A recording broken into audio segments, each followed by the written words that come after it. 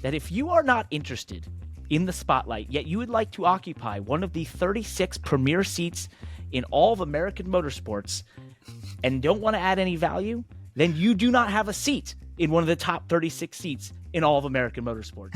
Goodbye and thank you and good night.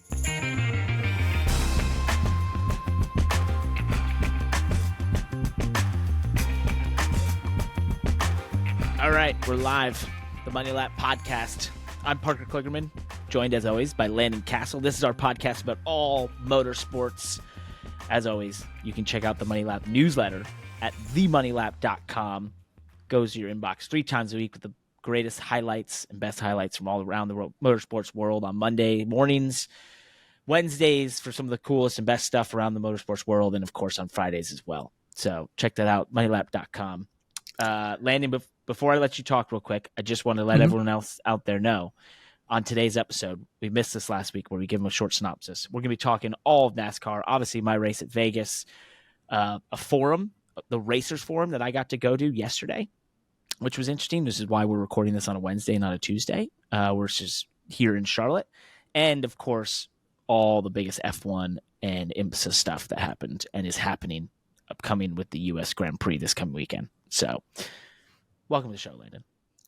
Thank you. Yeah, I even see on our topic list here, we're going to talk about Marco Andretti driving a Spire truck, who is totally Spire, not related to Andretti at all. They're obviously their investments they're making are all on their own and have nothing to do with Andretti. I am glad that we're live. You know what? By God, Parker, I hope that we're live and recording right now because we don't have Josh with us. So we don't. This is a risk. What do they say that something's running the the asylum? We've stepped into the unknown right here. And we've stepped into the unknown. That we are Joshless this week. So I think that we're recording. There's a red light on, and I see the volume thing going up and down when I talk. So there's something that means we're good. We should be. We should be good here. Let's jump in the PR lap where we talk about ourselves. Just some housekeeping. We like to tell you about good things happening in the Money Lap. The newsletter continues to grow very fast, so we appreciate that. It's got to be one of the fastest growing newsletters in all of motorsports. Even yesterday, in an industry conference, I had multiple people walk up to me and say, I love the Money Lap. They didn't mean the podcast. They meant the newsletter, so we've got to do a better job on the podcast. But that's awesome. Glad to hear it. We did get no new reviews on Apple in terms of written, but we did get one new 5-star review. So that's nice of them. On Spotify, we had Ed Rod Vega, who said he lives in NYC too and listens to the podcast. So we've got at least 2 listeners in NYC. Hey. That's cool to hear. Nice. Jonathan Havey says, I will join Parker on the track limit soapbox, limit the inside shortcuts, let them run as wide as they want on exit. If they pay to race the track, they can use the whole track. Amen. Love that. Amen. That's good. It's a design flaw. It's just a design flaw. That's all it is. It is. It really is. By the way, have we even gone on the pod about how I believe chicanes are a design flaw? You haven't. You've heard me say that before, right? I know you have. Yeah, and I think they are actually this track limits thing is almost a symptom of them slightly in some respects. Chicanes are a design flaw, ladies and gentlemen. The disease that is a chicane, for sure. Yeah, if you had to put a chicane in your track, then it was an afterthought. Racetrack should be natural. Well, before I go to the next set of stuff, you know how we know that? How is that? Well, take some of the greatest, most historic racetracks around the world. Le Mans, the circuit there. The Mulsanne Straight used to be, I think, 4 miles long or 4 miles long? Got split up by chicanes. Yeah. 2 chicanes. That shows you right then and there. Issue. Monza. Ruined it. Monza, one of the greatest, fastest race courses in all of Europe, just destroyed by a set of chicanes. Watkins Glen. Bus stop chicane. There you go.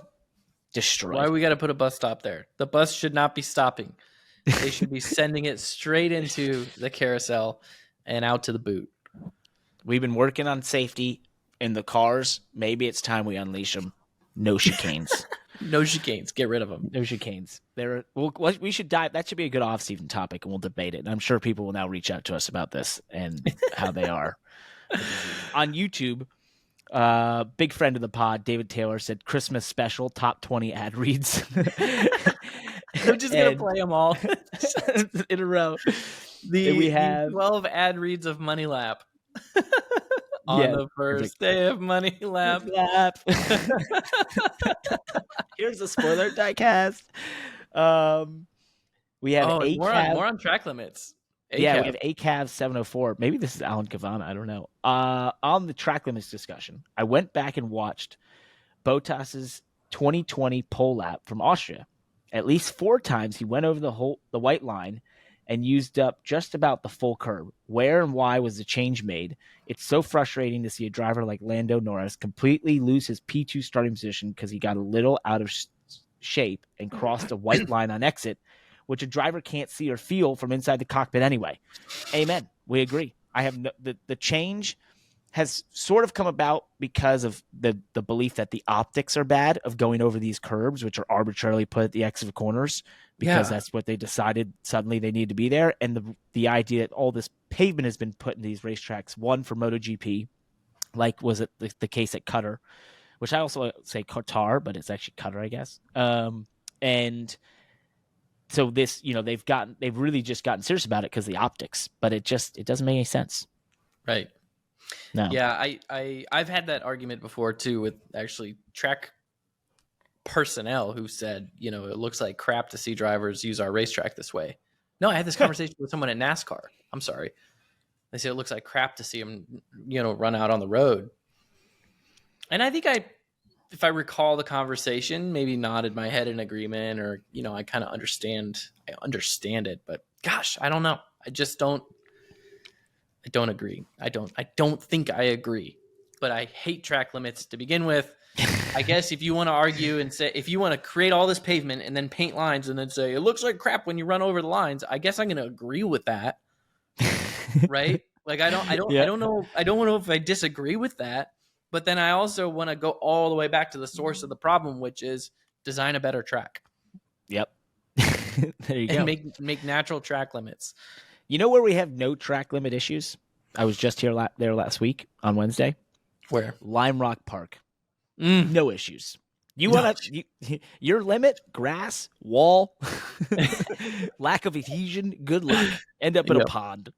Yep. That's good track limits. We also had no track limits at Las Vegas Motor Speedway, which I raced in the Xfinity Series, our first race since falling out of the playoff hunt.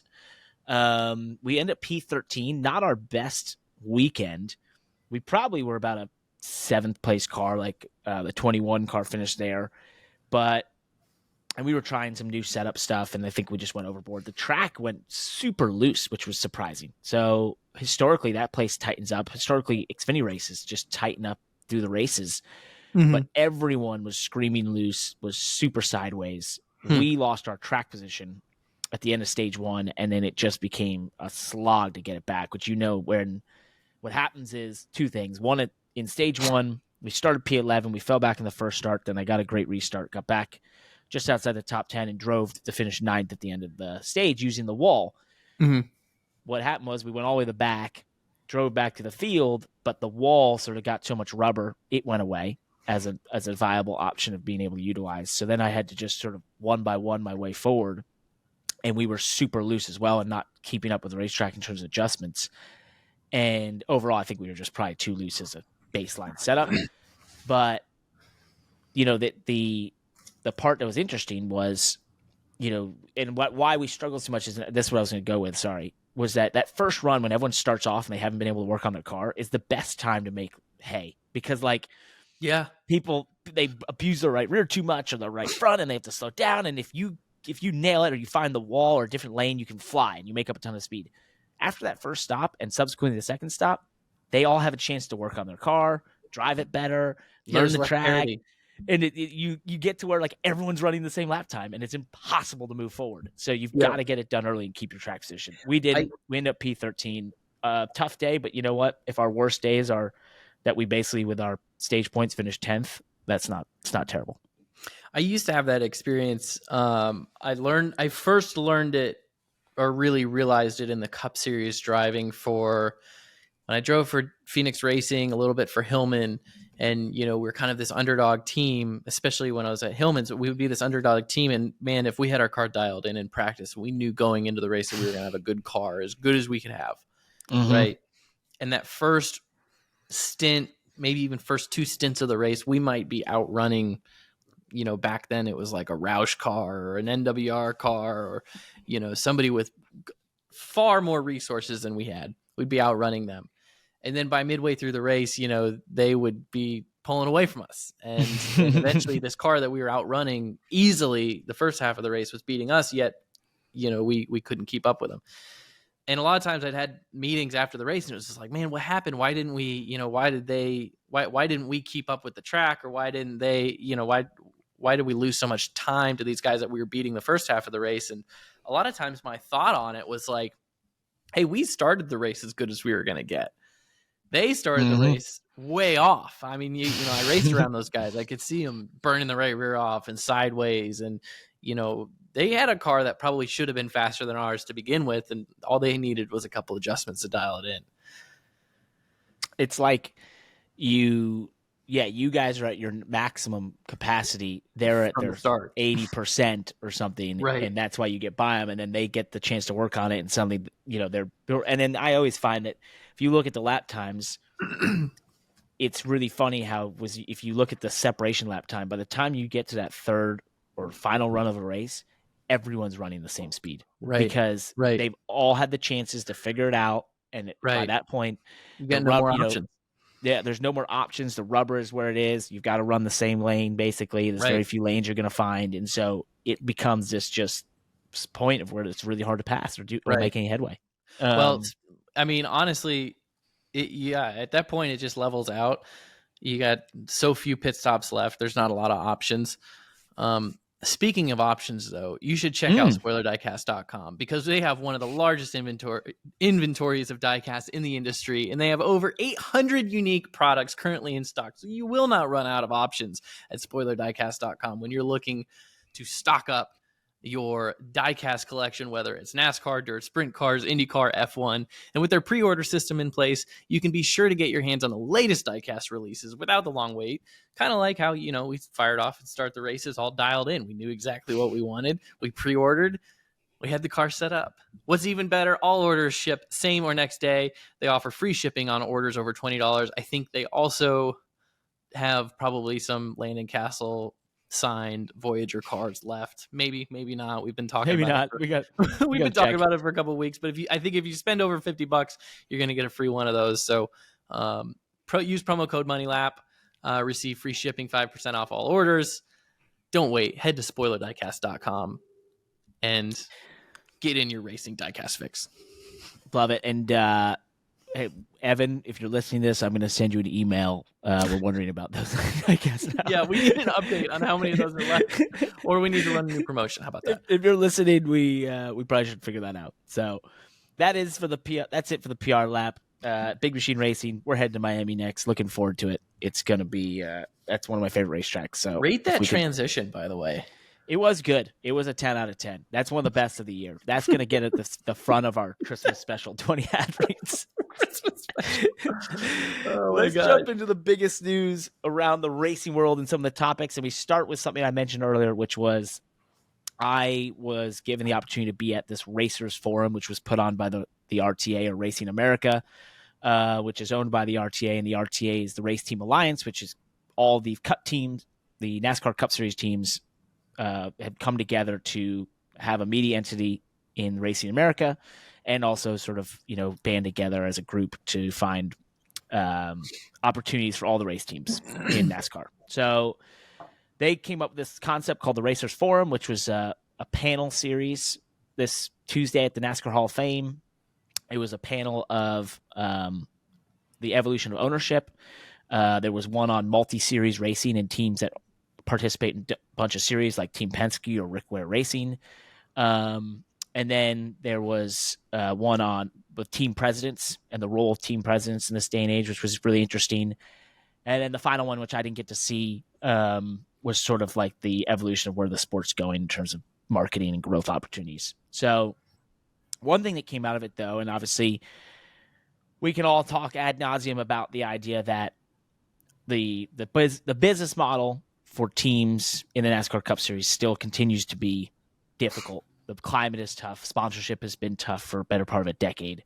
We all know those things. But one of the things that's really been a topic that's sort of come up a lot lately towards me, and I just think I hear it in a lot of areas as to, the climate of the business model, and that was discussed as well. And the thing is the lack of star power amongst the NASCAR ranks right now, the NASCAR Cup Series. The idea that 15 years ago you had Dale Earnhardt Jr.'s and Tony Stewart's and Carl Edwards and the list goes on and on. These big names, right? Jeff Gordon. And over the couple years they left, and from then there wasn't anyone that replaced them. And what was that? I have no idea. It was the most awesome thing ever. If you're on video, somehow some balloons just went up behind me. What was that? I'm sorry for all the audio listeners. We're watching the video and just balloons went up behind me, like not our recording software. On our recording software, it just wished me a happy birthday or something. That is the greatest thing. Okay, well, it loved. Oh my gosh! And I was really interested in what you were saying, and now I'm completely lost. Long story short, there is a thought that there's a lack of star power in the NASCAR Cup Series. Yeah, and you can't disagree, right? When you think about that, there really isn't anyone right now who is seceding from the sport in a big way. There isn't anyone who is, maybe at the level of those drivers from that heyday. And there's discussions as to say, hey, is it their fault? Is it the sport's fault? Is it the team's fault? And I think that's for everyone to discuss. But I think the most interesting conversation I had off of that topic was, and I'll just to give you a synopsis of what the thought process was. You had Brad Keselowski on the panel, Jeff Gordon, and Heather Gibbs. And I thought Brad had one of the most interesting things to say, which was, look, one of the things that never gets talked about is when you had Miller Lite and UPS and these massive companies that were in the sport, they were spending, say, $20 million to be in the sport, but they were spending $20 or $40 million to promote the sport, and they were promoting their driver, whether it's Dale Jarrett wants to race the truck or Rusty Wallace is the Miller Lite guy, right? Like they activated those sponsorships, and nowadays it just doesn't happen. It's not how they treat these sponsorships. The partners that are involved don't want to take that extra capital and put it into promoting the driver. They kind of want you to just be the influencer that you could be, right? And he said then the onus falls on the teams or the drivers. And for some of the teams, it's not worth them investing in creating stars because you make this investment in a star and then Hendrick Motorsports walks up and says, well, we'll pay them $3 million more than you can. And now they've left you and you get nothing for it. And so that was a really interesting point. Well, can we talk about that piece for a second? Go ahead. Yeah. The teams now compared to 20 years ago, the teams, I think that 20, 30 years ago, the teams were managing the sponsorships themselves more. They were sourcing and managing the sponsorships themselves more. And so they were investing in this driver because they controlled a lot more of the money. Now the teams, I mean, at the highest end of the Cup Series, I think the teams are managing the sponsorships a lot. But, now you have a lot more of this, the driver's bringing the sponsor, and the team is more of a service provider than they are a race team and a marketing company, right? They might try to pretend they are, they might say they are, but like, it's especially in the Xfinity series, right? You have so many teams where it's just like the drivers are the ones funding the operation. The teams are the ones that are operating the operation. So you don't have a team. I mean, any one of those teams will activate and promote for you, but it has to be within the budget that you're bringing, right? They're not making those investments themselves. That's a really great point. And I think that's been a shift for a lot, right, of these teams over the last decade to understand that, and that their customer is not the sponsor, it's the driver, right? And the sponsor is, well, their customer is whoever's paying to drive the car. So Exactly. if it's the sponsor, in a lot of cases, maybe it is the sponsor saying, hey, this is the driver that we want, or it's the driver saying, hey, I want to sign a contract to drive for you, and I'm bringing the sponsorship, right? Yep. And Yep. then then there's deliverables thing, that maybe the team does some of the sponsor deliverables, or the driver, and their agency does it themselves. But it just seems like, the team / sponsor, it's just it's not as straightforward as people might think. And maybe it's not, I don't know if it's as straightforward as it used to be, where the sponsorship went through the teams and then the driver was hired after that. Yep. Well, I think with this, what came out of that to me that was interesting was another discussion I was having with a friend today where they said, what's funny is people want to blame the drivers, right? And they want to blame them for not doing enough and that sort of thing. And I think there's sort of, there's sort of crescents there, but there's so many factors that go into this, right? And why drivers have lost maybe some of the star power that they had 20 years ago.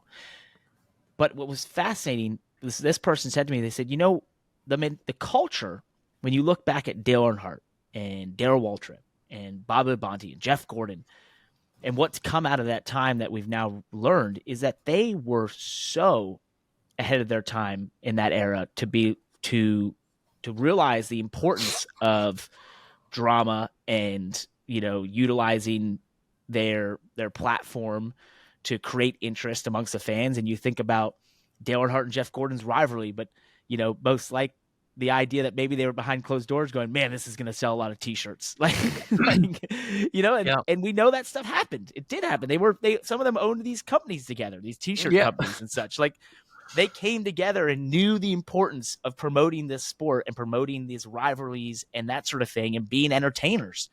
And somewhere in the next 2 decades, that has sort of evaporated.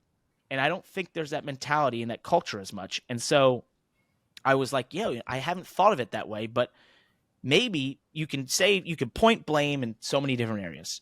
But maybe one of the largest things is just changing the culture from, hey, we're entertainers. We're here to sell tickets and sell t-shirts and be entertained doing it and race cars. And somehow it shifted to, no, that's someone else's problem. Thoughts? I don't know. I mean, did the culture change?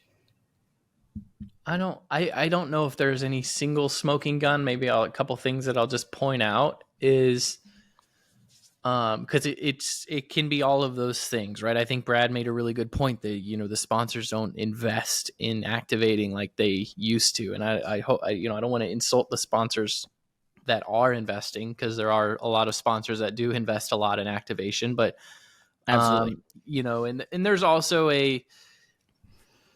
I feel like the spokesperson strategy of large corporate sponsorship isn't the same that it was 30 years ago. I mean, obviously we have influencer strategies that companies, that marketers invest money in, but I don't know if it seems like corporations in general don't. I don't know. I don't want to be too general on that. There's just so many different things. I think that it's so many factors. What I'm saying is Brad made a really good point, right? And there's the idea of culture, in our internal culture, and what role did that play in it?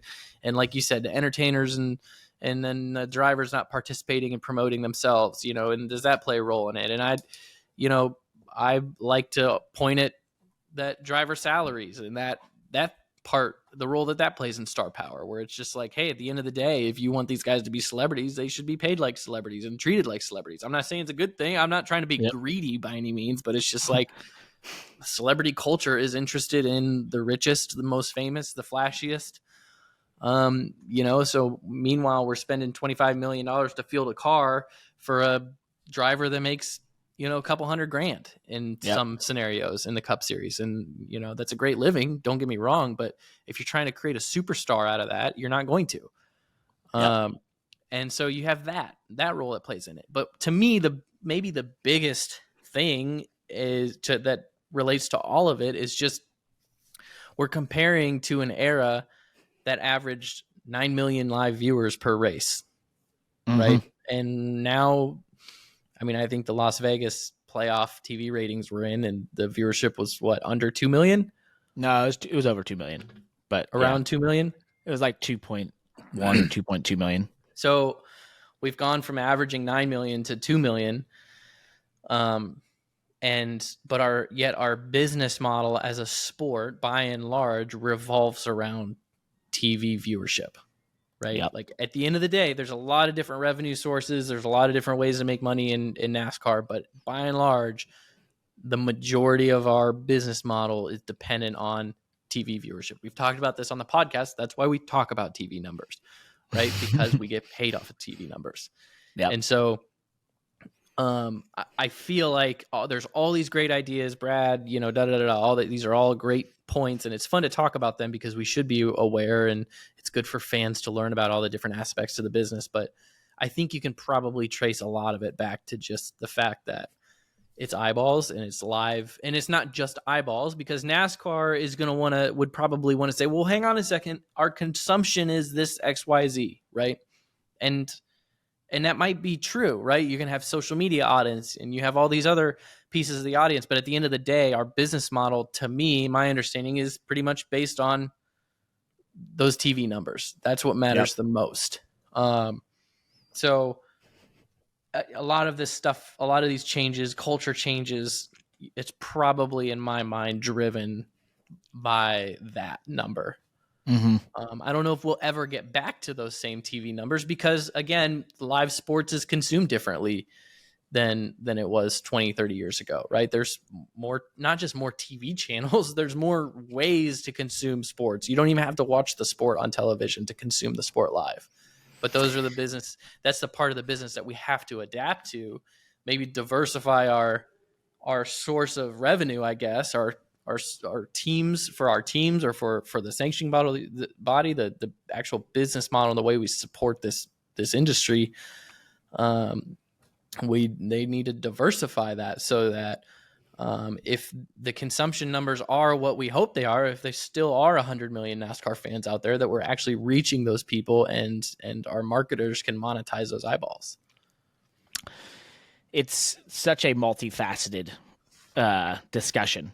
And I think you've pointed out well that at the end of the day, there's less people watching, and that can just be some of the issue, right? Well, hang on though. I do want to specify one thing. I don't necessarily, I believe less people watch NASCAR now than they did 20 years ago? Yes, I think so.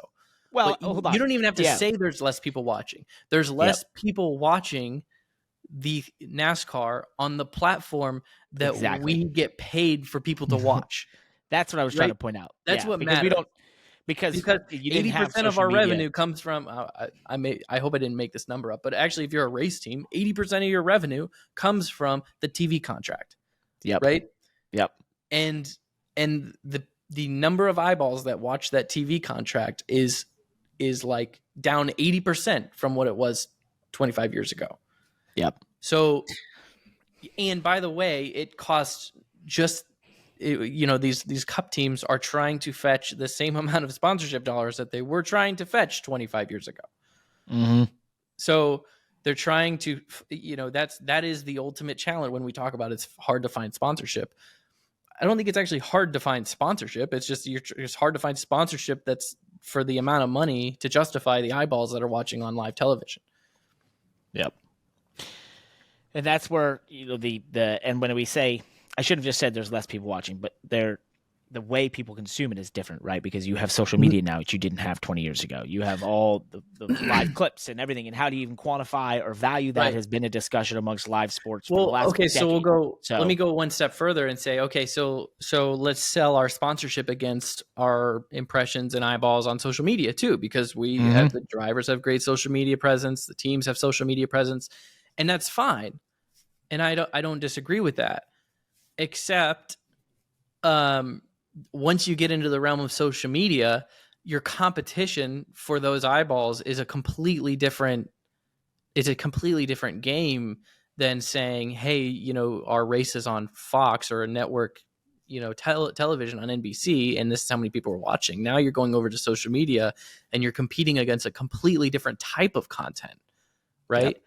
And so I just don't know if there's who has really figured out the formula to still be able to go to a blue chip sponsor and say it's $25 million to sponsor a NASCAR Cup Series car. And here's the way that you monetize it, right? Because we don't have that average $9 million audience or 9 million person audience that we used to have. Now it's a 2 million person audience, and then it's all these other things that bring up the eyeballs. I don't know if anybody has found the formula for that, because I think that the teams, at least, have had a net loss of these $25 million sponsors in the last decade, not a net gain. Mm-hmm. Yeah, it's that's a tough one. It's complex. It is tough, and it's interesting that really it leads back to this whole star power argument and discussion, in that there's so many of these factors that have played a role in your right. stars. Because I want to oversimplify the star power and be like, pay the drivers more, make them celebrities, promote the drivers more, put them on TV commercials, put them in national ad campaigns, put them on Saturday Night Live. And, I think that I'm probably talking, preaching to the choir on that, because there's probably plenty of people in the ivory tower at NASCAR that would be like, hey, we'd love to do this. Or team owners that would say, I'd love to be able to afford to pay my driver $20 million. But, if there's nobody paying for that, if the sponsors are just, if it's like, if the teams are sitting in front of a sponsor, FedEx or whoever, and saying, hey, it's $25 million. And that's just for the operation of the team. You're going to have to come up with another $20 million if you want to pay the driver and promote the driver and da-da-da-da. It seems like in the last decade, the sponsors are saying, okay, well, let's just do sign up for the sponsorship because that's all we can afford. And, hopefully the sport promotes the driver, or the drivers promote themselves, or, or we're going to hire a younger driver and we can't afford a top talent and pay him, Kyle Busch's money or whatever. Right. And I think you brought up the next point, which is drivers having the onus on themselves. I do believe you've seen a shift in NASCAR has been willing to allow drivers to garner their own content and put it out there, which I think a lot of drivers have started doing, and why you see more and more content from drivers. I have always talked about this, and I am a big believer that you literally cannot have enough of that there is just no way to fill the void needed by these social media platforms. When people who are interested in motorsports are looking for content, you will not satisfy that void if you had a camera on you 24/7, 365. It won't happen. Yeah. So, I think that is something that is the drivers are being given the leeway to do it, and they are taking advantage of it. Now, there was one last interesting thing said that I'm just going to go on a slight rant for a second. And that is that one of the panelists said that they had a driver who was not interested in the spotlight. Well, let me let that person know, that driver, that if you are not interested in the spotlight, yet you would like to occupy one of the 36 premier seats in all of American motorsports and don't want to add any value, then you do not have a seat in one of the top 36 seats in all of American motorsports. Goodbye and thank you and good night. I appreciate it. I disagree with you, but that's okay. Why do you disagree? Well, I disagree because at the end of the day, it is a sport, and the genuine interest from fans or star power, that stuff can happen organically. Now, if a driver, doesn't make it easy on themselves by avoiding the spotlight or being vocal about not wanting the spotlight or not servicing their sponsors, whatever that may be, or the team, not requiring the driver to do those things, then the driver, those are the drivers that are first on the chopping block when the performance is not there. Yeah, it's like, it's kind of on my same. We've had similar conversations in the podcast about other topics.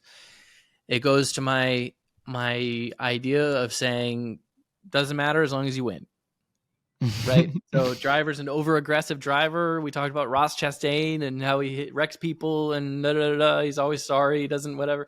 It's like when you're winning, people make excuses for you, right? Okay, Oh, he's but hold on. passionate. Yeah. No, like here's the thing: is this driver that you're talking about, right? If this driver was winning 5 races a year, contending for a championship, you know what they would be saying about him? Oh, he's focused. He's driven. He's intense. He doesn't have time for that. Da, da, da, da. They would make excuses for him, right? But if the time the I would say moment, but it's like after he goes 2 years with mediocre performance, mid-pack performance, can't win, can't make the playoffs, he's gonna lose his ride, right? And the sponsors, or he'll lose his sponsor, right? Because that's when the sponsors themselves say, well, if he's not winning and he doesn't want to be in the spotlight, then what's he doing for us, right? So you can do what you want, because it is a sport, and there is a pretty good way to judge how you're doing in the sport, and that is, how do you finish on track? So, I appreciate what you're saying, and I don't disagree with you on that sense. It's just like, hey, add value, buddy. But to me, it's like, hey, do what you want. But if you're gonna sort of step outside the box, you better be winning. But would winning? So when I say not in the spotlight, to me, winning puts you in the spotlight. So yeah, but I mean, think about I don't know what they're there, celebrities out there, or what show me an athlete. I wish I was making my case a little bit better for myself here, but it's just like, I'm sure we can come up with plenty of athletes over the decades that won plenty of trophies, championships, and they were private individuals. They didn't seek big brand deals. They didn't elevate themselves. They just went out there and won trophies and cashed checks. And yeah, I mean, maybe maybe those, in some cases, those are the athletes that maybe go down in history as the GOATs and the most influential people, and because they were humble and they didn't seek the attention. They didn't, they weren't grifting over, every brand deal in the world. And then maybe some athletes might have been well decorated, but also didn't maximize their potential for the sport. I don't know, so. But I think that in terms of like keeping a job and, keeping yourself relevant in the sport, sure, you can go down this path of saying, hey, I don't want to be in the spotlight, and I'm going to avoid all that. And I'm going to, I'm not going to do a ton of brand deals, or I'm going to do the bare minimum for my sponsor. And that's fine. You just better win trophies then. Yep. You better win or have an X factor, because it won't last. I don't know. I have a problem with it. I have a problem because I believe it's all entertainment. And I have a problem. I think, I look at Formula One right now, and I can't think of a driver who would avoid those. Now, some people would be like, well, Kimi Räikkönen, who was my favorite driver.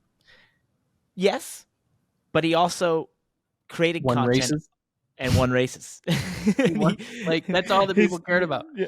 He won. He was a generational talent that had a very unique personality, and I don't know. I don't think he hid from it. It was like he just was a not outgoing person. That's fine. Mm-hmm.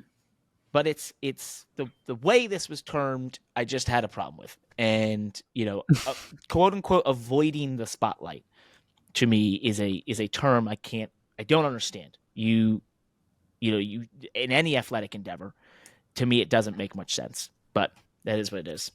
Well, one of the side effects of not having Josh is you and I can just really long. We just go deep into our first topic of discussion. So buckle up, listeners, because we got a long one. We're either going to have to cut some stuff out of this show, or we got a long ways to go. Well, we can go quick to the next couple of things. Let's go. I won't talk for a minute here. You rip through some things. You just stop me when you want to make a comment on some things. In the truck series, Marco Andretti, as you mentioned, will be driving the number 7 Spire truck at Homestead. He did that at Mid-Ohio this year. The question you asked, Spire is going to keep telling us they're not with Andretti in some respect. So I want to answer that. Just so everybody knows, they're not in business with Andretti. They just, their sponsors coming on board, Yeah.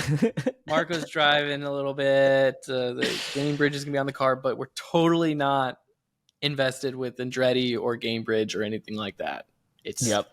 Got it. In the Xfinity Series, Riley Herbst scored his first win in dominating fashion, won by 15 seconds. Absolutely whooped us all. Really impressive day. And, one of those at his home track, pretty big day. Good for him. Sheldon Creed was announced that he's leaving the number 2 RCR car. The question is who will be driving there. Who will be driving there and where is he going? I've heard all sorts of things. I believe he does have a ride already. So I don't want to say too much, but I believe he has a ride, very competitive in the Xfinity Series. As to who's replacing him, I've heard almost every name you could mention. So, and personally, I know I'm really close to it, but I have no more inside information than that. We will see. I'll find out when you guys find out. So look forward to that. The Cup Series, it raced this past weekend at Las Vegas. Kyle Larson locked himself into the championship 4 with a, once again, really impressive drive on a mile and a half.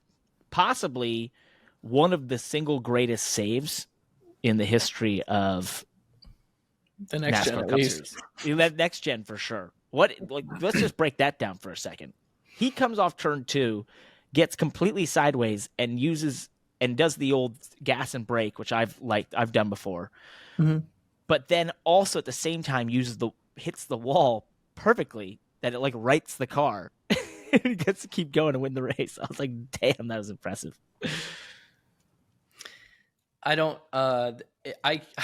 Words cannot describe how that car is to drive when it steps out.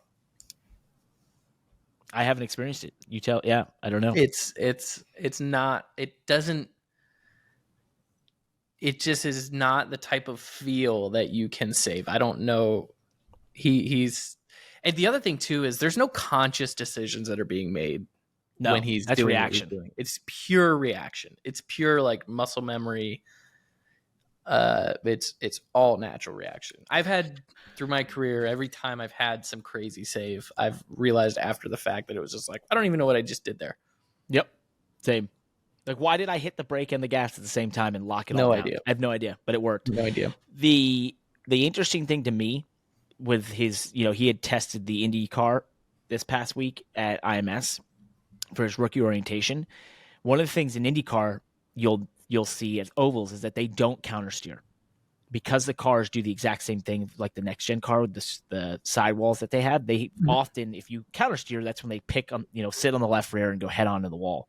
Mm-hmm. And so one of the things I saw that was really interesting that he did, and maybe this was in his brain from the IndyCar stuff, he didn't counter steer.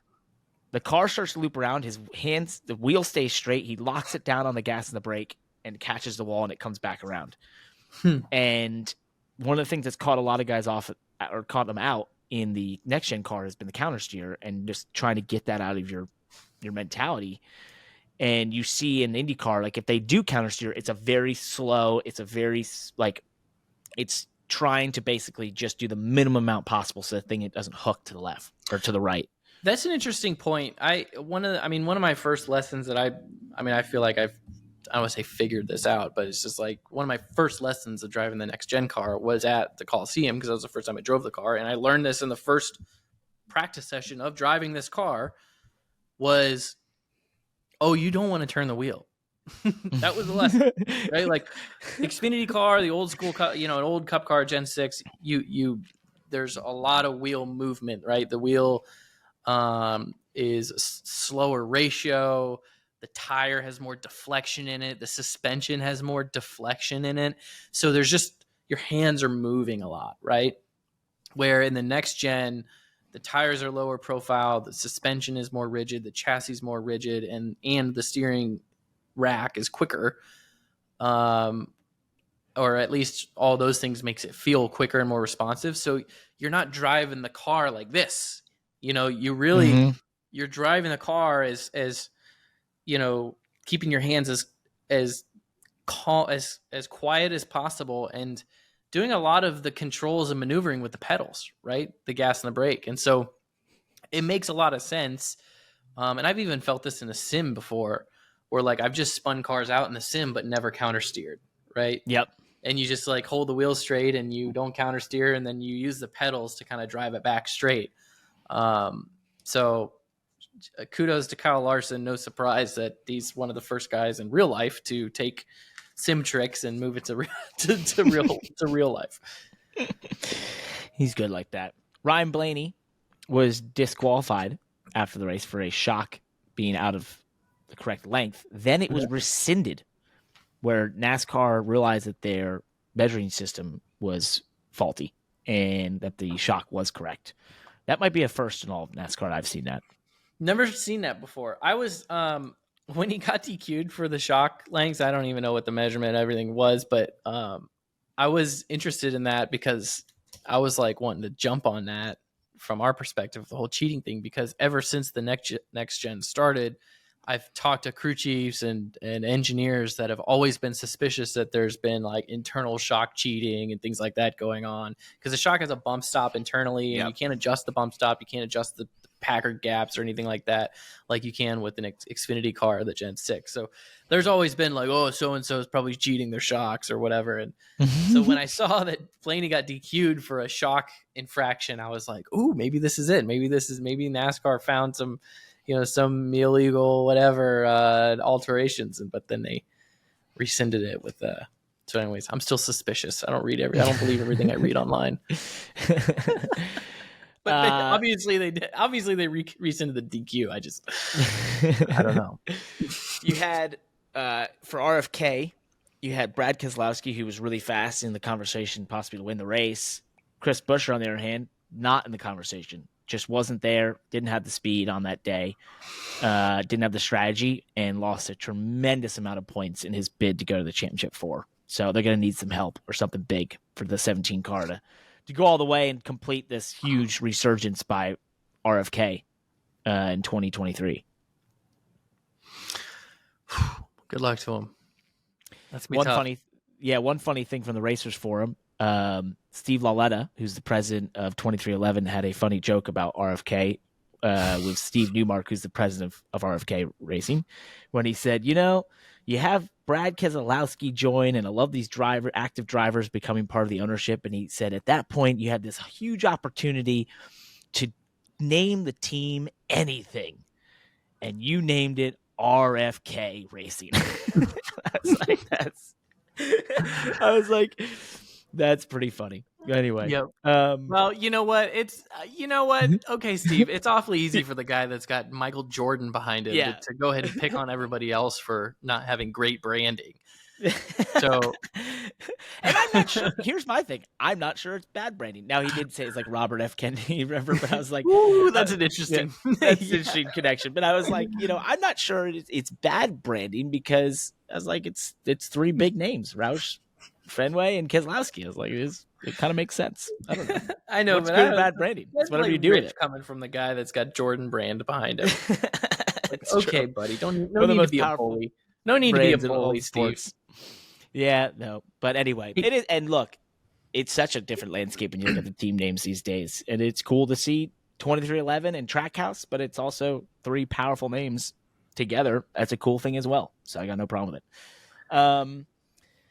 Martin Truex Jr. continues his run of not good races in the playoffs. They had a strategy call that didn't work out, never really got their track position back in a huge way. But that was interesting. He was pretty fast at the end, but definitely this team is just not the team that doesn't look like the team that won the regular season championship. Is the best way to put it.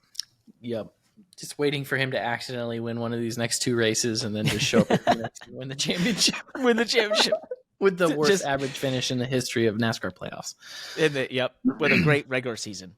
We already mentioned the TV ratings from this past weekend were down, actually 16.2% compared to last year. So interesting. Doesn't seem to make sense considering how good the racing's been at the mile and a half. But I say this often about TV ratings; they don't always make sense. So they don't. I mean, it's like we started the summer series with NBC off with a bang, right? The ratings were all up.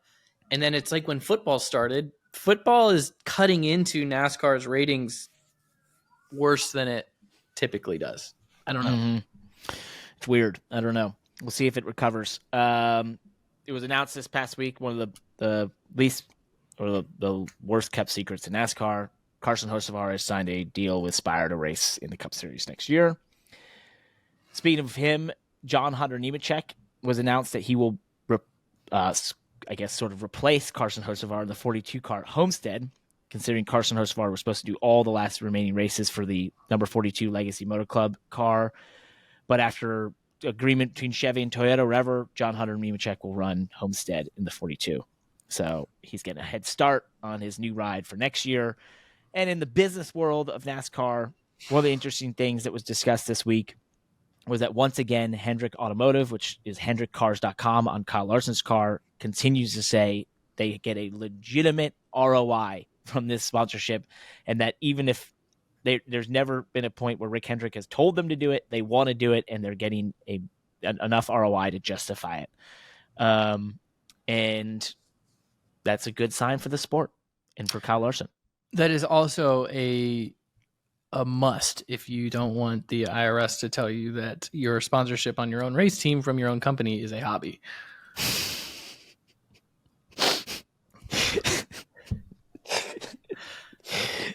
All right. Enough with the joke. I'm sorry. Anyway. So here's one thing about my opinion on this, the Hendrick Cars thing. I love that. I love seeing that. And I feel like one thing that motorsports definitely needs, and NASCAR especially, is to take advantage, but like leverage automotive partnerships. I believe Rick Hendrick when he says they're getting an ROI with HendrickCars.com. You know, the automotive, first of all, the automotive retail business is adapting very quickly into the modern environment, and HendrickCars.com is all of Hendrick's dealerships around the country aggregated to one website, right? Basically, yep. I think there's like 15,000 cars or something like that, maybe more, on HendrickCars.com. I've got the numbers right here. The company said, go ahead. Well, the automotive business, Hendrick's automotive business, is massive. The company said it posted $12 billion in revenue in 2022 through selling nearly 200,000 vehicles and servicing about 2.3 million. I'm just trying to see what I'm going to go to HendrickCars.com right now, because they did say that HendrickCars.com's largest traffic day of the year in 2022 was the Daytona 500, the day of the Daytona 500.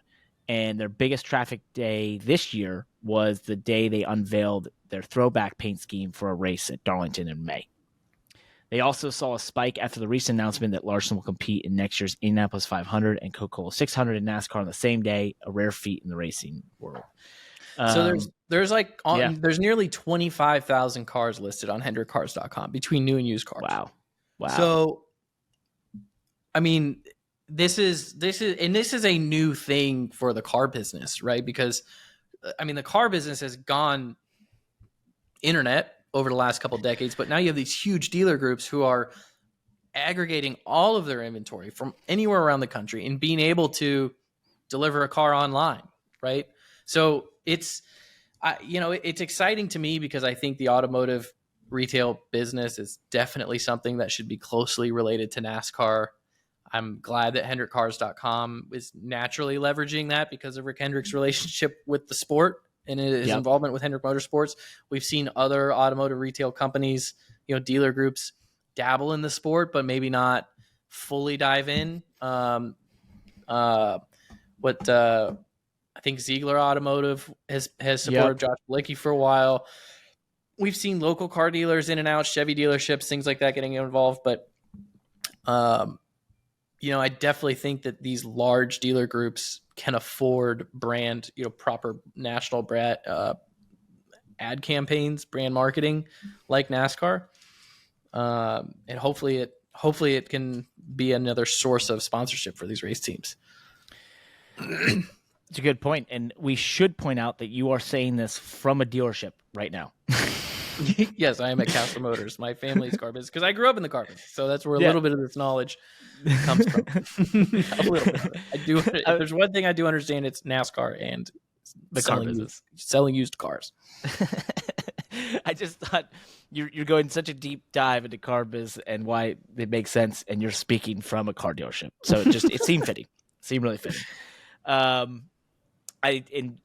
do think it's been interesting that you look at some of these automotive groups that haven't dived in, but you see them in other forms of racing. I believe Life Auto Group, they are involved in IMSA with their Drive. I think it's them that owns the Drive now.com. That was on that Porsche for a while. And so I think you do see these groups, and it makes sense. They sell cars, and why not race cars? So it's like if electronics retailers could race computers, they would. I mean, let's not forget that this is kind of the origin of the sport, right? Yeah, selling cars.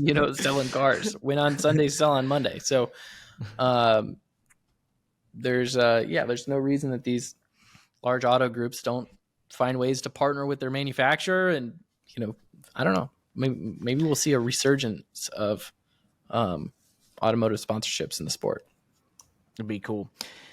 One segment of motorsports that has seen a massive surge in corporate participation, and this is across every sector, and especially the tech world, is Formula One.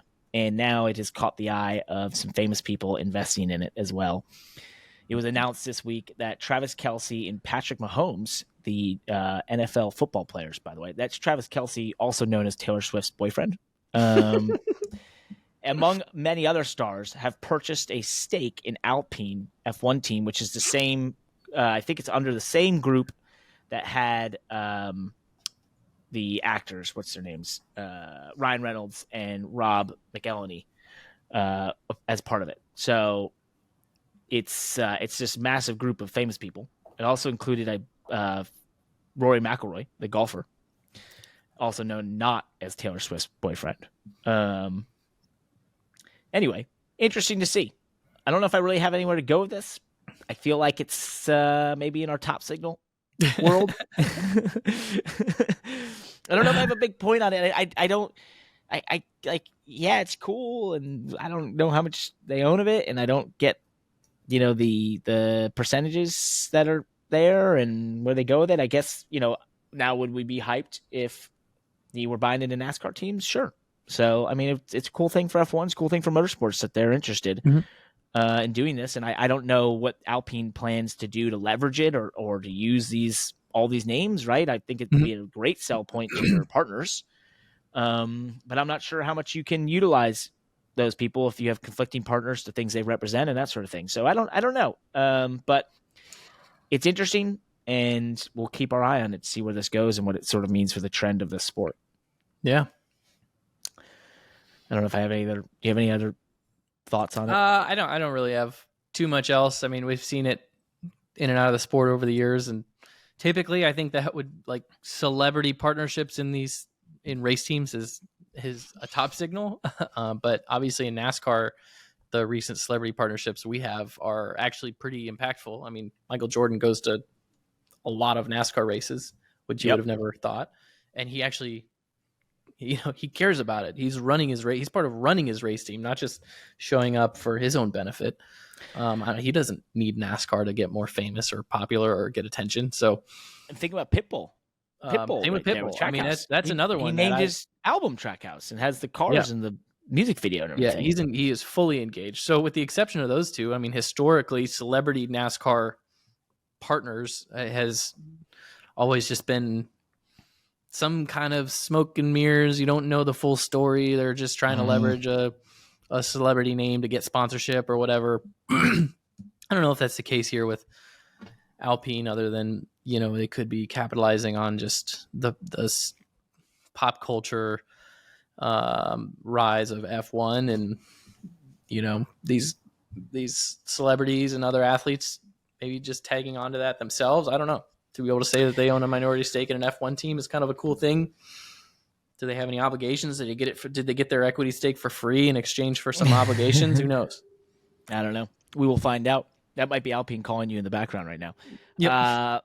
Lance Stroll has 0 points since the summer break in F1. That's just it's on our list here to point out. Basically, Aston Martin has not kept up development, nor has he kept up speed.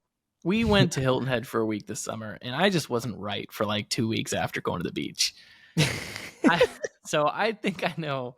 I feel you, Lance. I mean, I'm telling you, it's October. You got to get it together. There's just a few more races here, but it is hard to like go on vacation and then come back and pick up where you left off.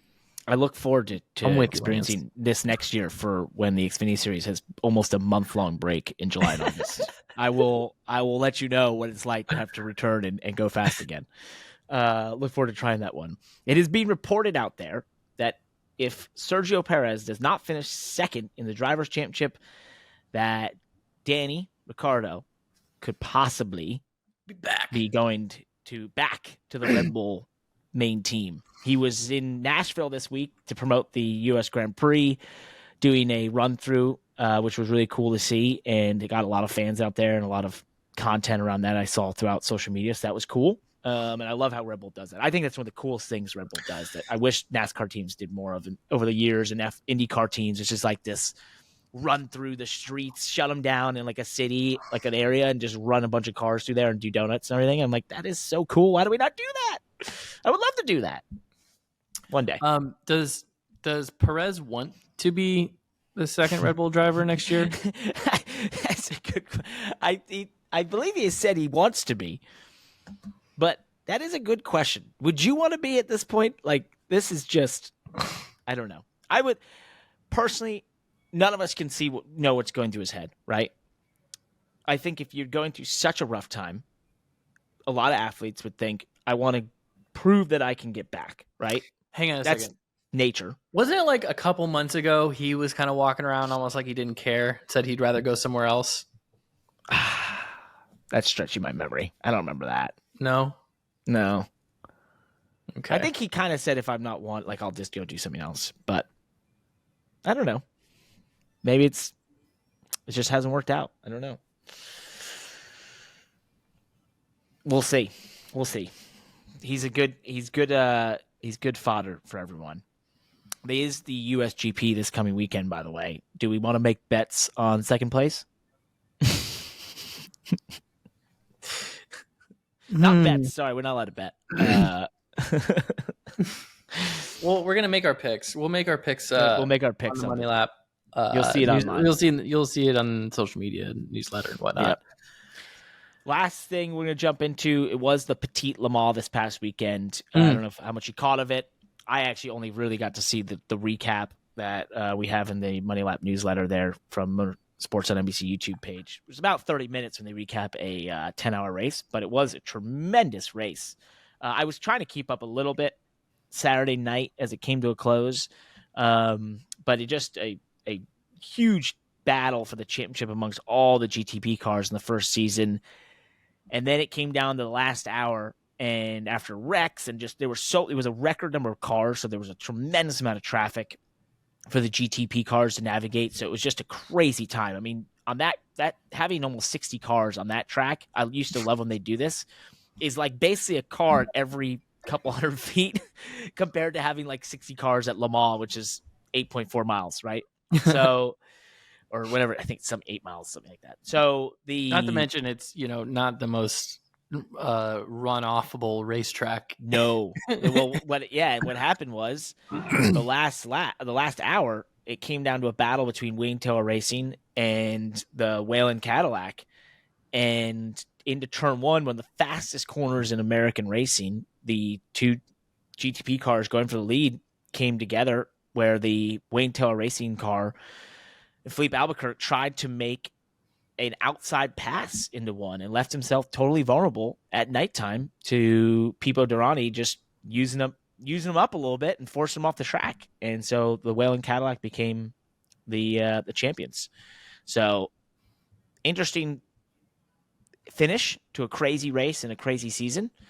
But when I saw the aftermath of that, I just couldn't help but think Philippe Albuquerque left himself in a vulnerable position when he probably didn't have to an hour to go. And that's racing. That's racing, as they say. That's stock car auto racing. This is prototype auto racing. Yeah, this is prototype auto racing. That's big time prototype auto racing. Hey, you know what? We made fun of ourselves for going like crazy on this one without Josh, but we're at an hour basically a long show, and we're done. That's everything. The only thing we didn't do, I started to do earlier, and then I lost the timing on it, was we didn't keep notes of our our timeline here for Josh. So he's No, we absolutely didn't. definitely going to have to go back and listen to the show. Good luck, So buddy. if there's no what do you call them, timestamp? If there's no timestamps on this show, apologies. Blame But Josh. also, dang it, Josh, get your timestamps done. I'm going to Homestead, Miami this weekend. One of my let's talk favorite about tracks in all of NASCAR, by the way. I know you have strong opinions. You ran very well there last year. I've run really well there in every series almost. I love this place, but please give me all the insight possible that I could utilize. I want you to qualify 20th, and if I need to run it by your crew chief, you didn't qualify 20th. I qualified 19th. You qualified 16th. Really? Yeah. Yeah, you No, convinced. I qualified We looked 19th. it up. We looked it up. Look it up right now. Look it up, folks. So he has been telling me for the better part of a month to qualify 20th because he qualified 19th, and I'm gonna blow up your spot here. You felt like you saved your tires, and so you were super fast in that first run. And then we go look at it doing the prep for this week, and you qualified 16th. It's just a great example of how us drivers, like, I'll always have that. I'll be like, man, we qualified dead last. Well, Like, you 16th is 20. still not good. I was fastest in practice. Oh, I didn't see that. You were fast in practice. So, but I'll just to your point, a lot of times I'm like, yeah, we started dead last. So like, you started 21st. There's 40 cars. It's like, oh yeah, I guess it felt like dead last. So what do you explain your point though? Well, first of all, for qualifying, I think that you can hurt your tires in qualifying. Okay. I qualified 16th. So I think you can hurt your tires in qualifying at Homestead. Yeah. So my first bit of advice, and if you need me to back you up to Patrick, or if this is it, because Patrick listens to the pod, don't slide your tires in qualifying. You might qualify 20th. You might qualify 16th. But don't slide your tires in qualifying.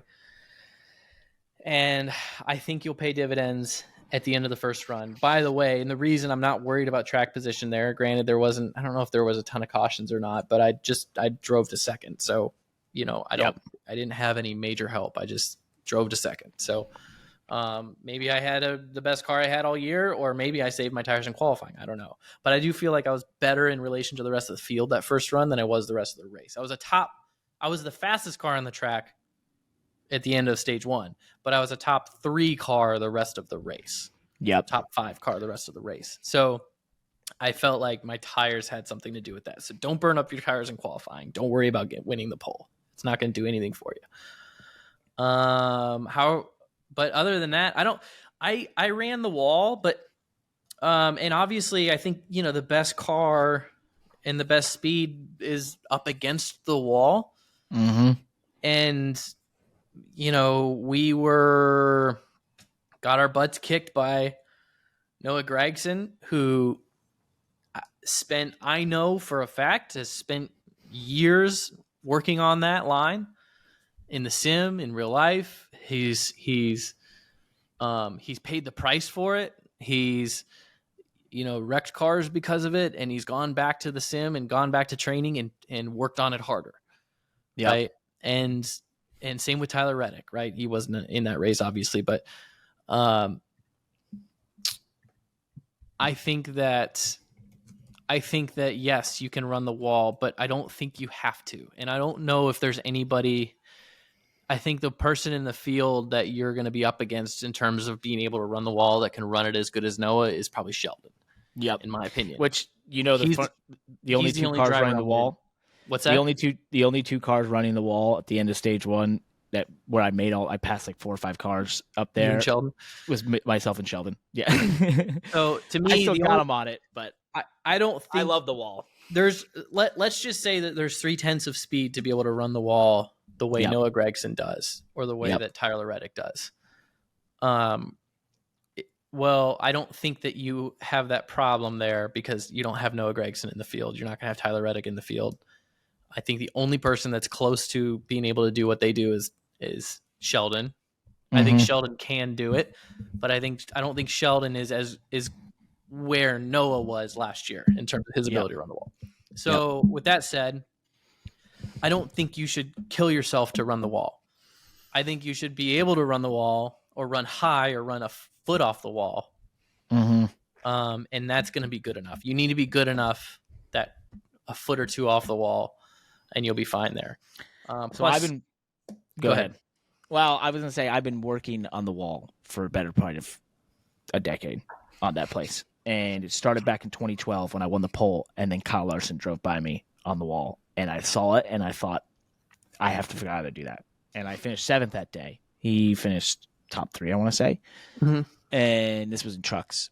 I came back there, and ever since I've worked on the wall. And in 2013, I had it down and cut a tire up there when we had steel bodies. Last year in the trucks, or a couple years ago in the trucks, I went from similar thing to you, dead last, to running up in the top 5.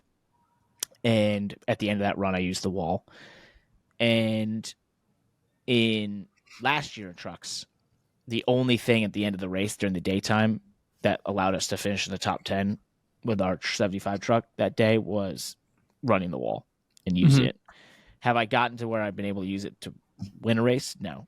But I think it's on my mind because it's something I feel like Vegas this year, both races, I was the only one using the wall in 3 and 4 and making it work. That's historically been something I do, and I've enjoyed it because of what I learned from Larson back in that day, those at 2013 season as well. So it's like with this composite body, the only thing I've had questions about, and I was asking Sheldon about this. I was like, hey, I can't figure out how hard I can hit the wall though. I was like, because this composite body you can, and sometimes you cut a tire down, sometimes you don't, whatever. And I will say that is a question in my mind. So yeah, I mean the end of the day, I ran the wall for majority of the race this past weekend, never touched it. I did that the same in the truck last year at Kansas, and I did the same thing at Kansas in the Xfinity car this year. You know, I gave that, but I'm like, I know if I want to win this race and use the wall, then there's that last little bit I've got to get, and it might take hitting it a little bit. So that's on my mind. I'm going to I appreciate your sentiment. I get what you're saying, which is there really isn't that guy right now that's probably the best at it in the series. But why not me? Yeah, because I think I've got enough experience through this season of figuring out different places, and I'm like, I'm going to do it there. Yeah. We'll see. You'll find out on Saturday. Yeah.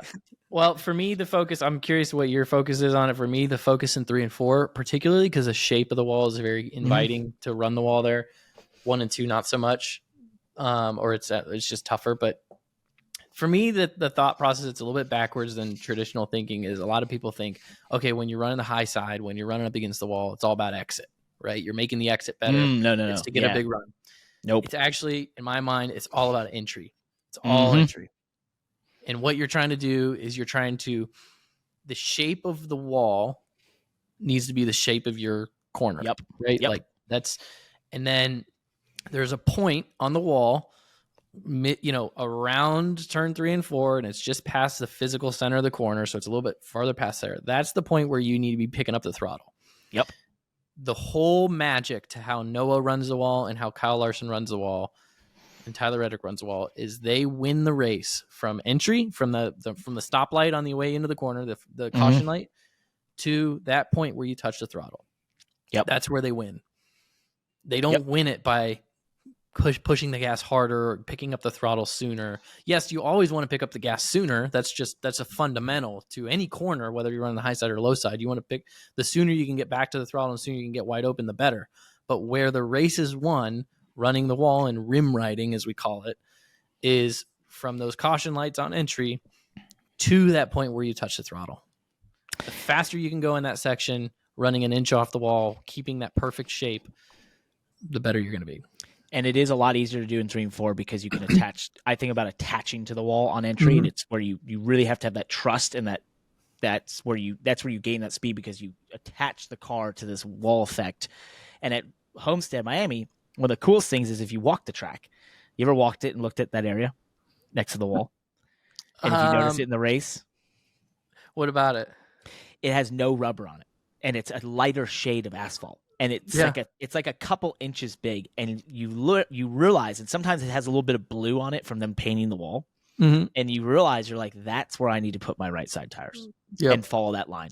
And I always think of this like super grip that's up there, but when you're hitting it correctly, but the line between doing it right and doing it wrong is literally an inch at 150 miles an hour, and on tires that are falling away from you, and so it's a really, really tough thing to do. 1 and 2 is always more difficult because because of the shape of it, you can't quite attach the wall as early. You have to have a little bit of an entry, give a little bit of like a fade on entry, and then attach the wall. So I've always found that a little bit more difficult. It's also not worth as much as 3 and 4. Per se, to be on it. So with that said, I appreciate the insight. It's good stuff. I'm going to use it. So I will definitely use it. That's the pod. Thanks for listening. We'll see you all next week. Peace. Bye.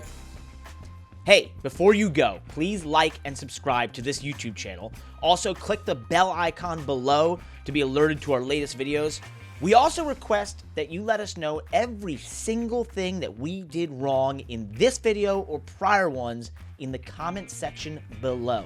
We might just go through and answer them, or you'll make it in the next episode of the podcast or our next video. Also, subscribe on your favorite listening platform to be able to listen to this podcast on the go. And subscribe to our newsletter at themoneylap.com to get the best 5 minutes in motorsports delivered directly to your email inbox every Tuesday and Thursday. Thanks for watching.